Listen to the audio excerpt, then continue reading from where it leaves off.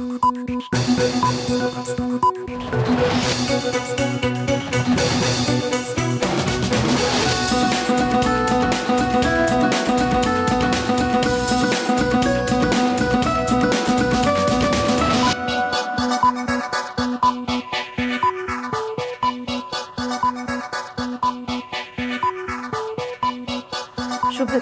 সবাইকে স্বাগত মাছরাঙা রাতের সংবাদে।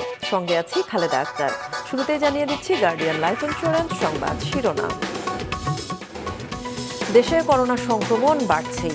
শনাক্তের হার 18 দিনে 1% থেকে ছাড়িয়ে গেছে 4%। সংক্রমণ রোধে স্বাস্থ্যবিধি নিশ্চিতে কঠোর হচ্ছে সরকার। এ নিয়ে 2-1 দিনের মধ্যেই জারি হতে পারে নির্দেশনা।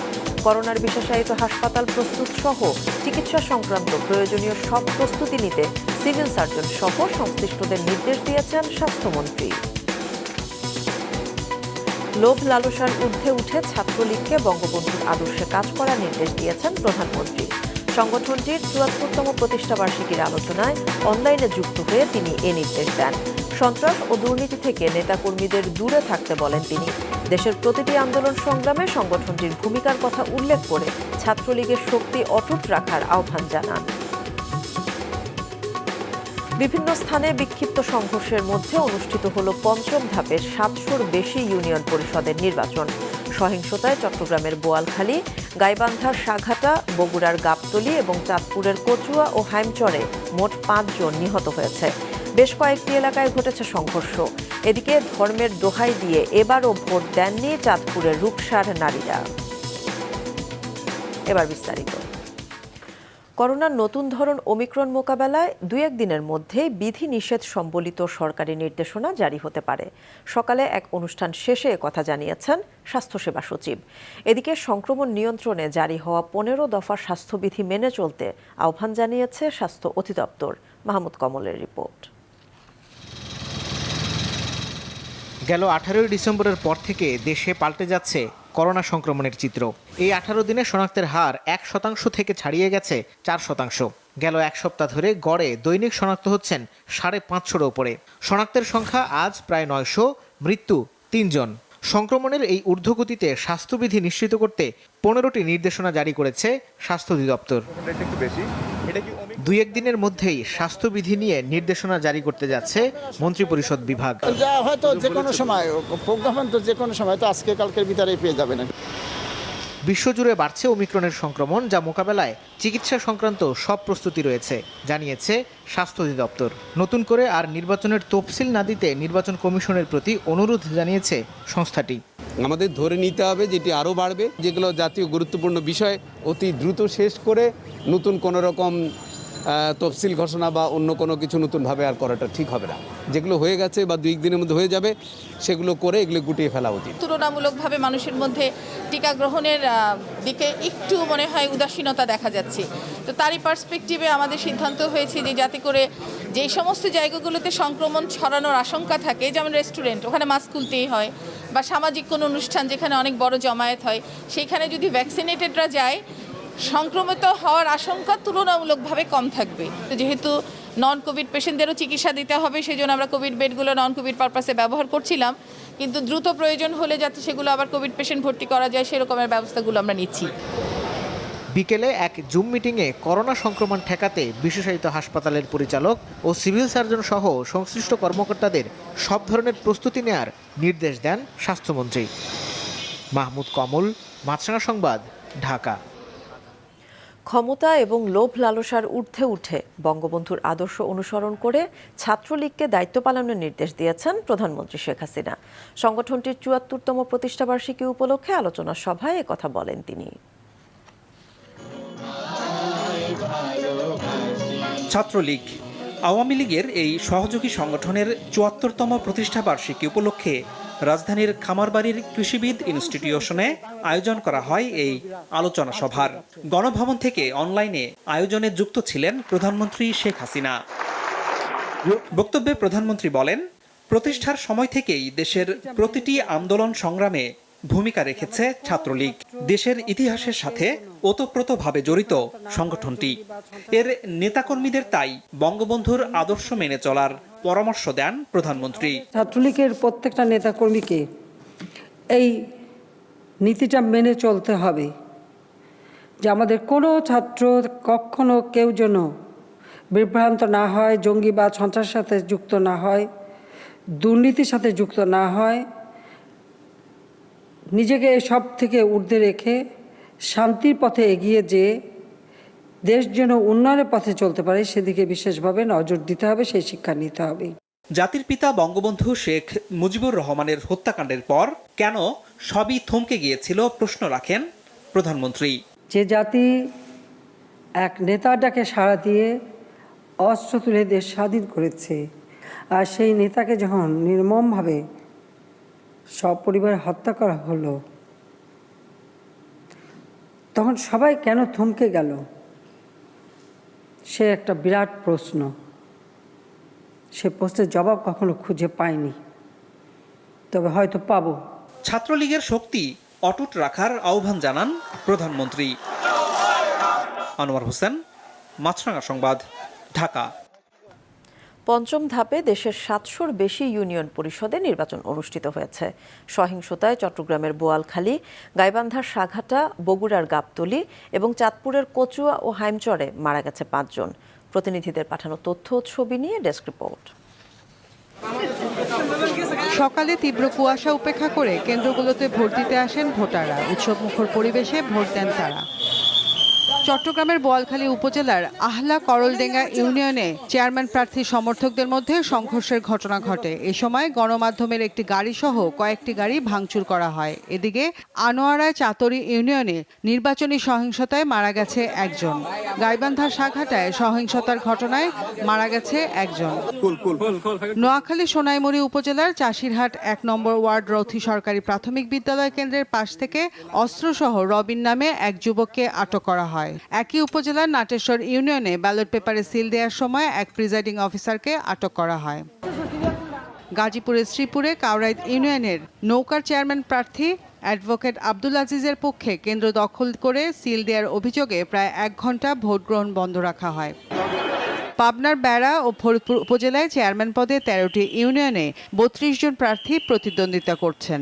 তবে বেড়া উপজেলার ২টি ইউনিয়নে বিনা প্রতিদ্বন্দ্বিতায় আওয়ামী লীগ প্রার্থী চেয়ারম্যান পদে নির্বাচিত হওয়ায় সেখানে এ পদে নির্বাচন হচ্ছে না। কুমিল্লার নাঙ্গলকোট ও নিশ্চিন্তপুর কেন্দ্রে সহিংস ঘটনা ঘটেছে। এ সময় একটি মোটরসাইকেলে আগুন ধরিয়ে দেয় বিক্ষুব্ধরা। রওশন জাহান মিষ্টি, মাছরাঙা নিউজ ডেস্ক। এদিকে এবারও ভোট দিতে যাননি চাঁদপুরের রূপসা দক্ষিণ ইউনিয়নের নারী ভোটাররা। আজ সেখানে ভোট হয়েছে। বলা হয়, স্থানীয় এক পীরের নির্দেশে ৫০ বছর ধরে ভোট দেয়া থেকে বিরত রয়েছেন তারা। নারীরা ভোট না দিলেও নির্বাচনে প্রতিযোগিতা করেন। নির্বাচিত হন পুরুষদের ভোটে।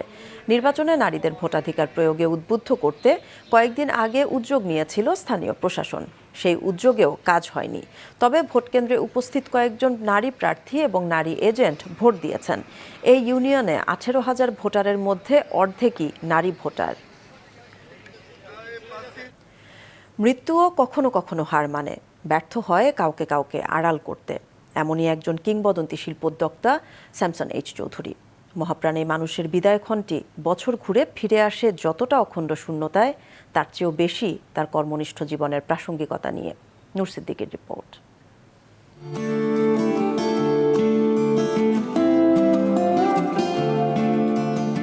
১৯২৫ সালের ২৫শে সেপ্টেম্বর জন্ম তার। বেড়ে ওঠা পাবনার আতাইকুলায়। কখনো বাবার মতো ডাক্তার হবার নেশায় ওষুধি গাছপালা নিয়ে নড়াচড়া, কখনো বা দারোগার ক্ষমতায় অভিভূত হয়ে পুলিশ হবার স্বপ্ন দেখা। এমন কল্পনায় বিভোর শিশু স্যামসন চৌধুরীকে ৪ বছর বয়সে ভর্তি করা হয় কলকাতার শিক্ষা সংঘ স্কুলে। সেখানে কাটে কৈশোর। কিন্তু দ্বিতীয় বিশ্বযুদ্ধ শুরু হলে ফিরে আসতে হয় আতাইকুলার সেই ঘরে।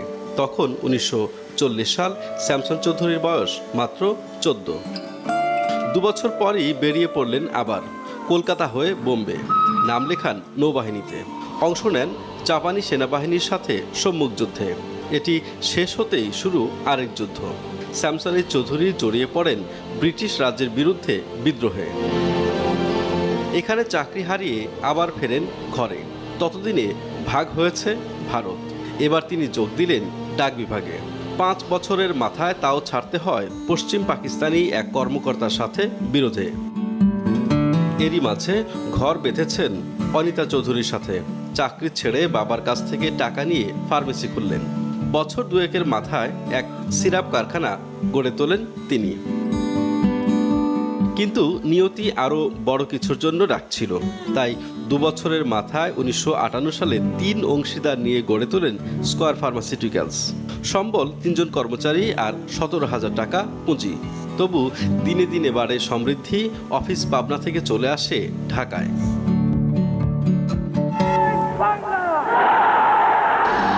যখন স্কয়ারকে আরও দ্রুত এগিয়ে নেবার সময়, তখনই শুরু বাংলাদেশের জন্মযুদ্ধ, মুক্তিযুদ্ধ। ব্যবসা গুটিয়ে যোগ দেন যুদ্ধে। দুঃসহ 9 মাস পর আসে স্বাধীনতা। এবার শুরু হয় দেশ গড়ার পালা। স্যামসন এইচ চৌধুরী যুক্ত হন সামাজিক উন্নয়নের কাজে। নতুন উদ্যমে নেন স্কয়ারকে। বাংলাদেশের ওষুধ শিল্পে প্রতিষ্ঠানটি ক্রমেই হয়ে ওঠে মহীরুহ। এরপর আর ফিরে তাকাতে হয়নি। 4 দশকে তৈরি পোশাক, ভোগ্যপণ্য, প্রসাধনী, তথ্য প্রযুক্তি, কৃষি, গণমাধ্যম ও ব্যাংকিং সহ প্রায় 2 ডজনেরও বেশি প্রতিষ্ঠানের সাম্রাজ্য গড়ে তোলেন তিনি। এখন স্কয়ার পরিবারের সদস্য সংখ্যা অর্ধলক্ষাধিক। সময়ের সাথে তিনি হয়ে ওঠেন দেশীয় শিল্পের একজন অভিভাবকও। নেতৃত্ব দেন মেট্রোপলিটন চেম্বার, ওষুধ শিল্প সমিতি, এফবিসিসিআই সহ বিভিন্ন ব্যবসায়ী সংগঠনের। সঙ্গী হন ট্রান্সপারেন্সি ইন্টারন্যাশনাল, মাইডাসের মতো প্রতিষ্ঠানেরও। সততা, দক্ষতা ও একনিষ্ঠতার জন্য পুরস্কৃত হন কখনো দেশের সেরা করদাতা, কখনো বা সেরা উদ্যোক্তা, আর সবচেয়ে সৎ ও স্বচ্ছভাবে ব্যবসা পরিচালনার জন্য। জীবদ্দশায় নিজের শেষ জন্মদিনে 2011 সালের 25শে সেপ্টেম্বরে তিনি এভাবে তার জীবনের মূল্যায়ন করেন। পরিচ্ছন্নভাবে, সৎভাবে এগিয়ে যাওয়া। একটু সময় লাগে, কিন্তু আমি কোনো সময় খুব দ্রুত চলতে চাইনি। ধীরে ধীরে আমি এগিয়েছি। দেশটাকে আমি উন্নতশীল বর্ধিষ্ণুতে দেখতে চাই। পৃথিবী এগিয়ে যাচ্ছে, আমাদেরও এগিয়ে যেতে হবে। পৃথিবীর উন্নতির সঙ্গে, দেশের উন্নতির সঙ্গেও যেন আমরা এগিয়ে যাই, এটাই হচ্ছে আমার স্বপ্ন। 86 বছর বয়সের এত অর্জনের পর 2012 সালের 5ই জানুয়ারি স্কয়ার সাম্রাজ্যের ভার স্ত্রী সন্তানদের হাতে ছেড়ে দিয়ে ফের ঘরে ফিরলেন স্যামসন এইচ চৌধুরী। তবে এই ফিরে আসা আর না ফেরার জন্যে।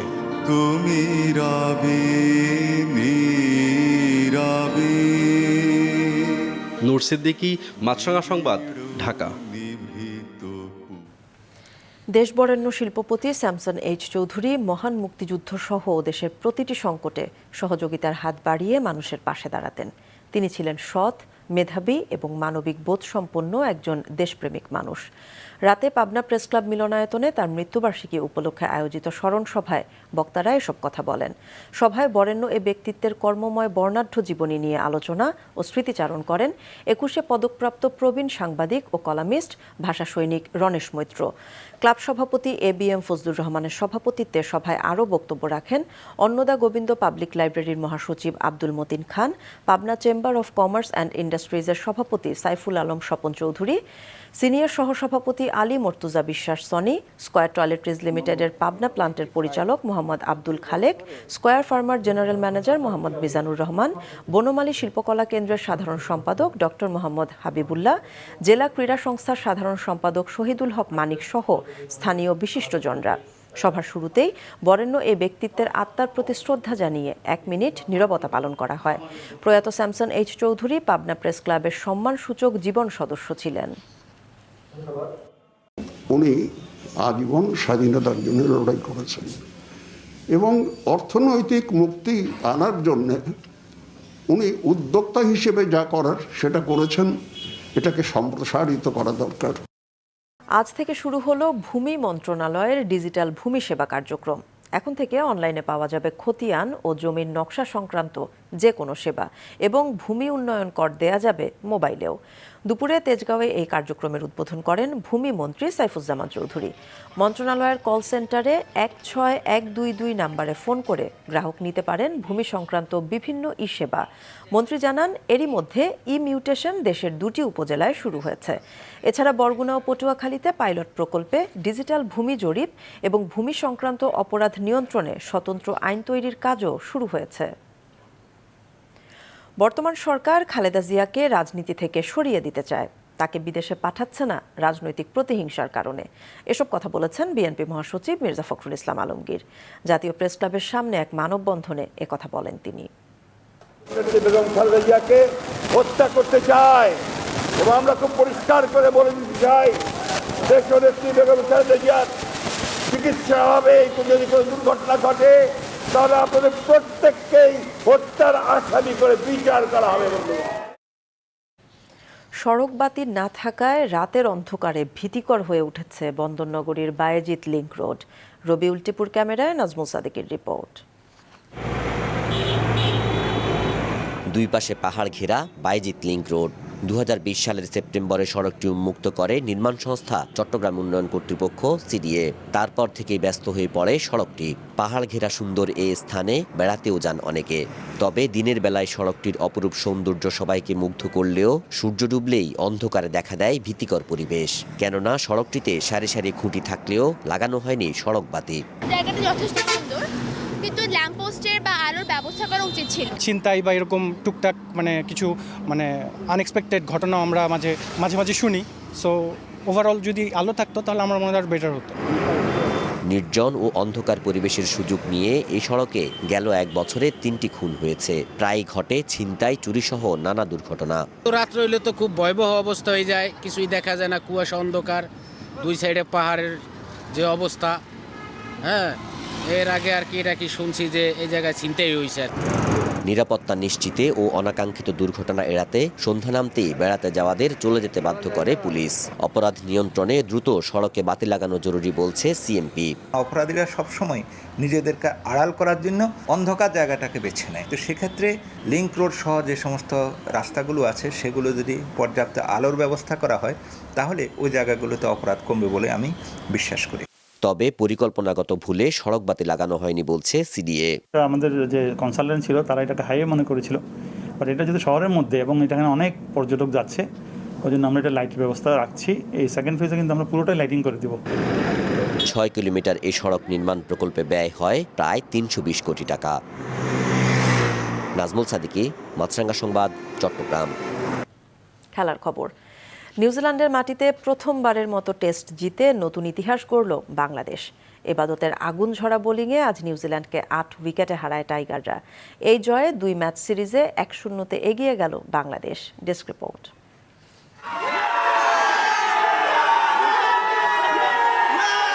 ড্রেসিং রুমে ক্রিকেটারদের এই বাঁধ ভাঙা উল্লাসই বলে দেয় নিউজিল্যান্ডের মাটিতে নতুন ইতিহাস গড়েছে বাংলাদেশ।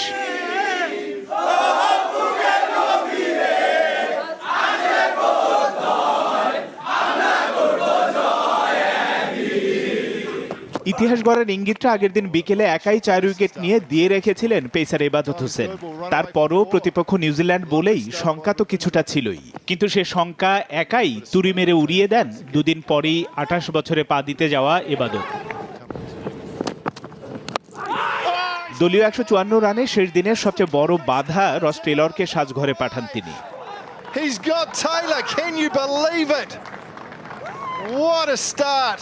What a delivery! বাকি 4 উইকেট নেয়াটা তখন হয়ে যায় শুধুই আনুষ্ঠানিকতা।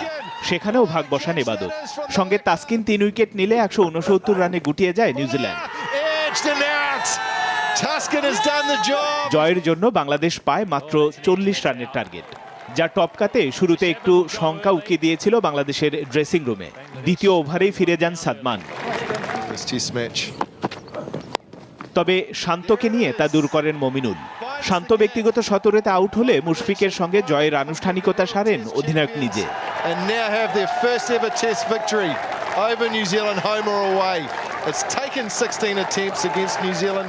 সত্যি কথা বলতে আমি কালকে রাত্রে রুমে যাওয়ার পরে আমি সত্যি কথা কালকে রাতে আমি ঘুমোতে পারি নাই, কারণ আমি যখনই 5টা উইকেট পড়ে গেল, তখন আমার মনে ছিল হয়তো ওরা বেশি রান করতে পারে, হয়তো কম রান করতে পারে। এখন আমি জানি না, আপনাদের এক্সপেকটেশন হয়তো বেড়ে যেতে পারে, পরের টেস্ট ম্যাচে জিতবো, এরকম হয়তো আপনি এক্সপেক্ট করতে পারেন।